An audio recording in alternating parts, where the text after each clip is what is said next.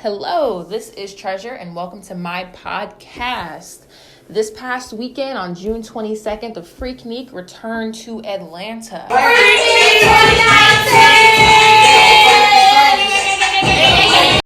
If you're not familiar with the Freaknik, originally pronounced as the Freaknik, began in the late 1980s as a picnic started by black fraternities that took place on the campus green at the AUC campuses in downtown Atlanta.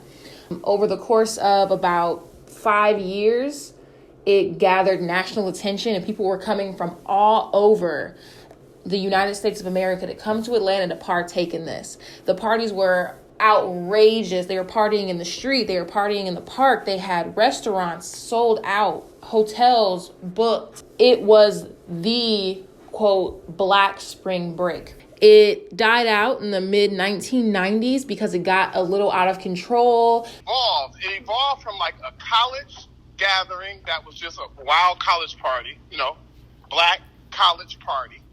Mm-hmm. Then people started telling their friends about it. So then you had just regular people coming. Mm-hmm. So then by the 90s, I graduated in 89. So by the 90s, it had kind of grew until like a annual black gathering. There was public nudity, crazy traffic jams.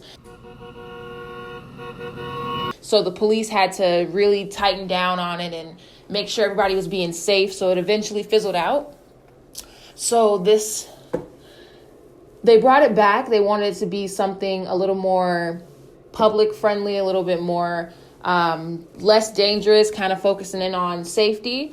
The Freaknik coming back is monumental for Atlanta. I mean, it really put Atlanta on the map in terms of young African Americans. The event that took place on Saturday was more of a concert. It was just one actual sponsored event. It took place at Lakewood Amphitheater in downtown Atlanta. There was a few after parties and before parties, day parties that took place as well. None to the scale of the original Freaknik in the 90s, but it still brought back a lot of positive memories for people. It was a great way to bridge the gap from old and young and older generations to the newer generations. I spoke to a couple people, and they said that they were really excited that they get to be a part of a piece of Atlanta history. I went to the official Freaknik Day party, and I spoke with Natalie Morianne, who said that she had heard about these events from older generations and other people in her family, and she really enjoyed being able to be a part of this. I'm so happy that it's back. Like, my parents used to talk about it. All my aunts and uncles used to talk about it. Like, it was the craziest party in Atlanta. It's like history coming back. Our generation, we know how to do it for real. And we're like out here having a good time. I'm so happy. Breon West, part of the younger generation, a senior at Georgia State University, said that she was really happy to be a part of this as well. And she felt like it was a lot of fun, and it was definitely worth her time. This is my first year. I didn't know what to expect. I heard like some crazy stuff was going down years ago, and I'm lit. Like, I didn't know it was gonna be this crazy. So I gotta go back. Freaknik veteran Yancey Young said that the Freaknik of today's time could never compare to the Freaknik of the past.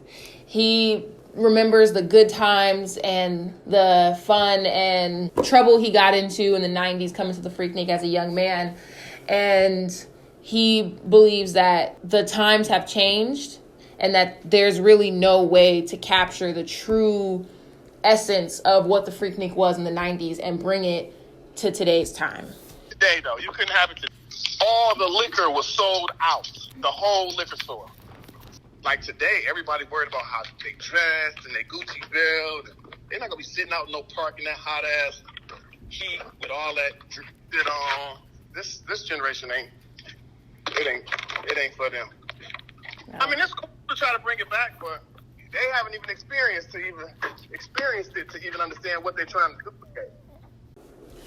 Overall, it seemed like everybody had a good time at the Freaknik, and that they were more than welcoming to the idea of bringing it back. I'm sure that a lot of people have heard the stories from their older family members, and that they had really high expectations for this event. And though it wasn't to scale as the Freaknik of the 1990s, it was definitely a piece of Atlanta history that the residents were happy to bring back and be a part of. This is the Treasure Johnson podcast. See you next time.